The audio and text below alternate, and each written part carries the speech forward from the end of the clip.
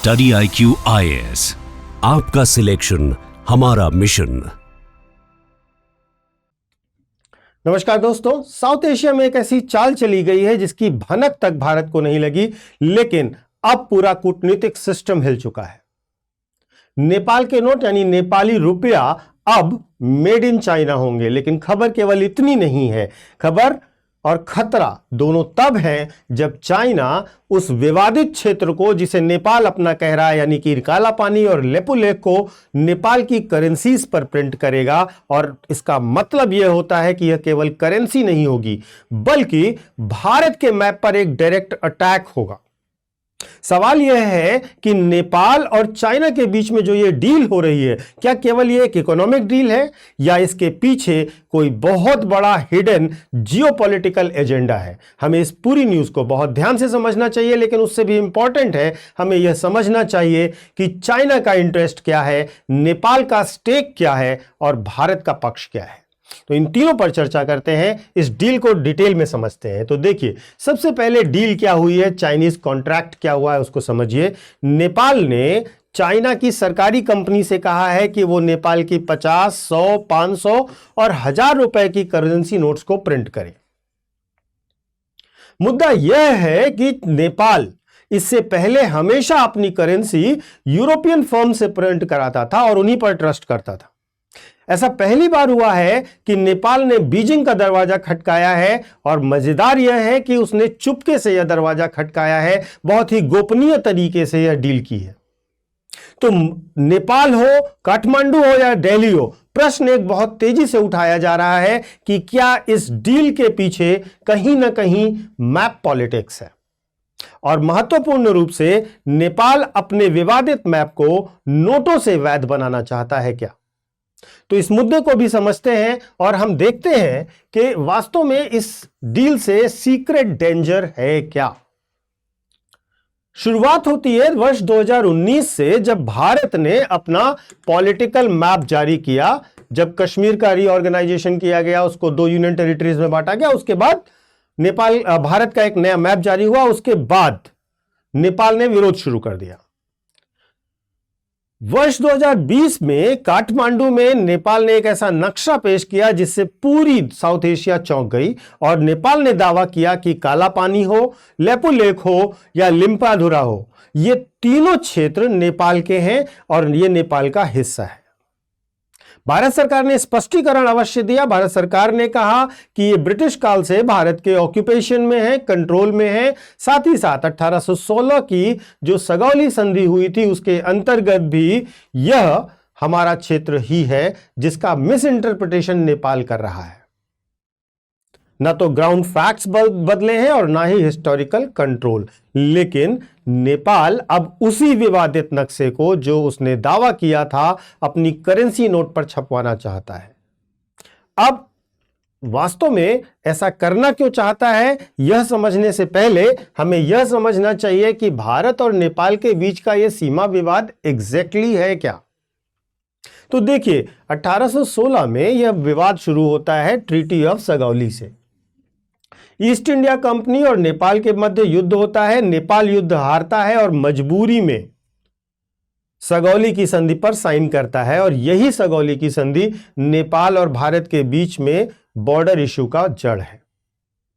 इस संधि के अंतर्गत कुमाऊं, गढ़वाल और तराई क्षेत्र को नेपाल ईस्ट इंडिया कंपनी को सौंप देता है और काली नदी को अपनी पश्चिमी सीमा मान लेता है। यहां तक ठीक था, लेकिन भारत कहता है कि काली नदी का एक्चुअल ओरिजिन जो है वो पंखागढ़ है, और इसलिए काला पानी और लेपुलेक इंडिया में आते हैं। लेकिन नेपाल का स्टैंड यह है कि काली नदी जो है वो लिम्पियाधुरा से निकलती है, और इसलिए ये सारा का सारा क्षेत्र नेपाल में आता है। तो मुद्दा और विवाद यहां पर है, लेकिन यह चीज बहुत समय से चले आने के बावजूद फिर से सरफेस होती है वर्ष 2020 में, जब संविधान संशोधन पारित करके सर्वसम्मति से नेपाल की संसद ने एक मैप को अडॉप्ट किया, नेपाल के नए मैप को अडॉप्ट किया, और उसमें काला पानी, लेपुलेक और लिम्पियाधुरा को अपना क्षेत्र बताया और दावा किया। यह पूरा एरिया लगभग 335 स्क्वायर किलोमीटर का है जिस पर यह दावा किया गया था।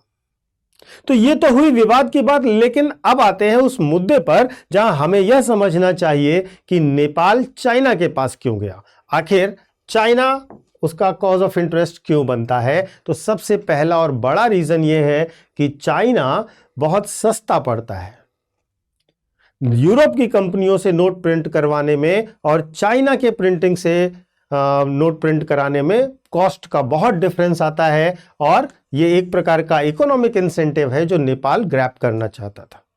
दूसरा बड़ा रीजन जो हो सकता है वह है पॉलिटिक्स, पॉलिटिकल मैसेजिंग। देखिए, नेपाल की घरेलू राजनीति को अगर आप समझते हैं तो इस समय नेपाल में एंटी इंडिया सेंटीमेंट्स बहुत प्रोमिनेंटली सरफेस कर रहे हैं।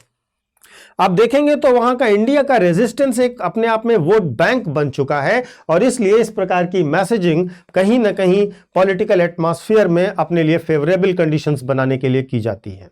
इसके साथ साथ स्ट्रेटेजिक अलाइनमेंट की भी बात है, जहां पर अगर आप देखिए तो चाइना का हिमालयन पुश बहुत बड़ा मैटर बनता है। चीन चाहता है कि हिमालयी क्षेत्र, जो हिमालयी बेल्ट है, वो उसके स्फेयर ऑफ इन्फ्लुएंस में आए, और नेपाल इसका सबसे फेवरेबल और फेवरेट आसान टारगेट भी है।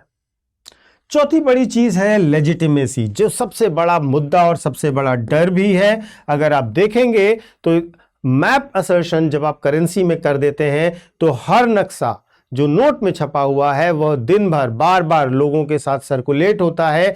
नोट रोज बाजार में जाती है, और धीरे धीरे करके माइंड स्पेस ऑक्यूपेशन की यह स्ट्रेटेजी सक्सेसफुल होने लगती है। लोगों के दिलो दिमाग में यह चीज प्रिंट हो जाती है। तो यहां तक तो चाइना का क्यों चूज किया नेपाल ने वह मुद्दा था, लेकिन बीजिंग ने इसमें इंटरेस्ट क्यों दिखाया वह समझना भी जरूरी है। What is the interest of China? तो सबसे पहली चीज, चाइना की ग्रैंड स्ट्रेटेजी को समझिएगा। यही चाइना का रियल गेम है। चाइना सिर्फ नोट नहीं छाप रहा है। अगर आप ध्यान से समझेंगे तो आपको आइडिया लगेगा, चाइना नेपाल की पूरी फॉरेन पॉलिसी प्रिंट करने जा रहा है।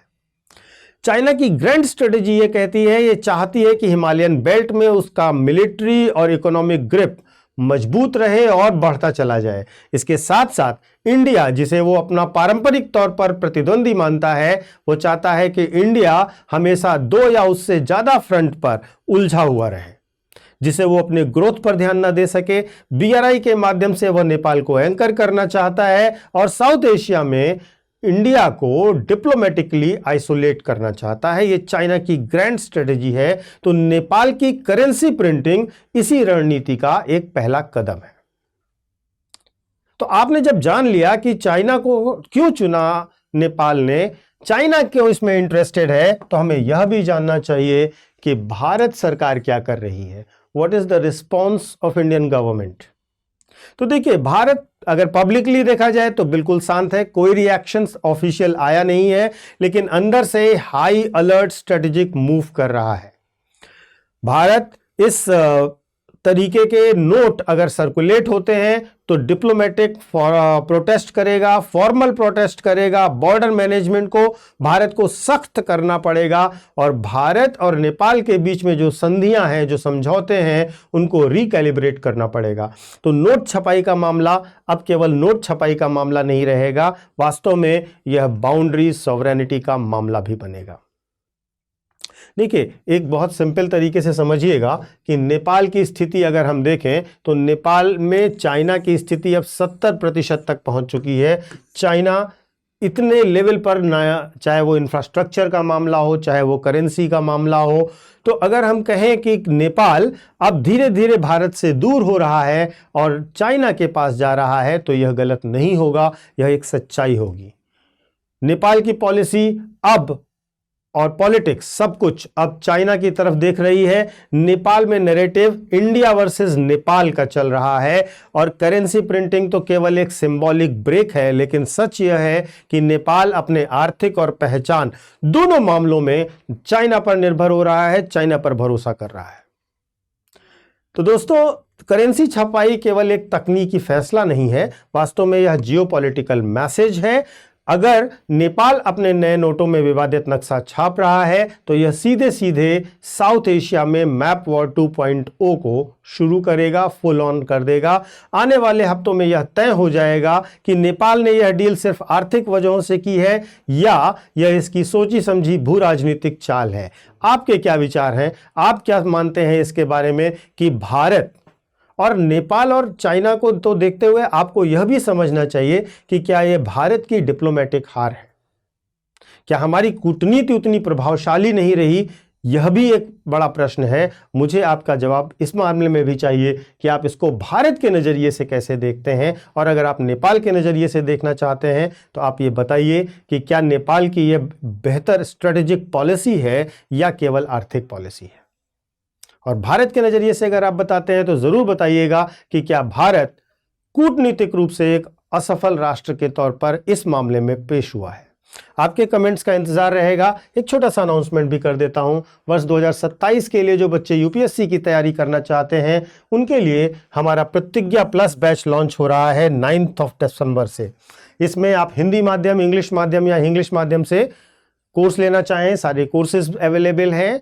बुक्स का सेट, मेंटोरशिप, स्टडी मटेरियल सब कुछ आपको मिलेगा विद रेगुलर क्लासेस। देखिए, एक परफेक्ट डायरेक्शन, एक परफेक्ट गाइडेंस आपकी सफलता को बहुत बेहतर ढंग से सुनिश्चित करता है। तो इस कोर्स को जानिए। इसके बारे में अगर आप डिटेल देखना चाहते हैं तो नीचे डिस्क्रिप्शन बॉक्स में इसका लिंक मिल जाएगा, वहां से आप इसको विजिट कर सकते हैं। इस समय बहुत भारी डिस्काउंट पर भी यह कोर्स मिल रहा है, इसलिए इसको अवश्य लीजिए।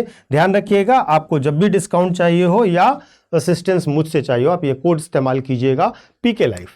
इससे आपको हमारे सारे कोर्सेज पर स्टडी IQ का कोई भी कोर्स अगर आप लेते हैं तो आपको मैक्सिमम डिस्काउंट ऑफर होगा। Thank you so much. Study IQ IAS, आपका सिलेक्शन हमारा मिशन।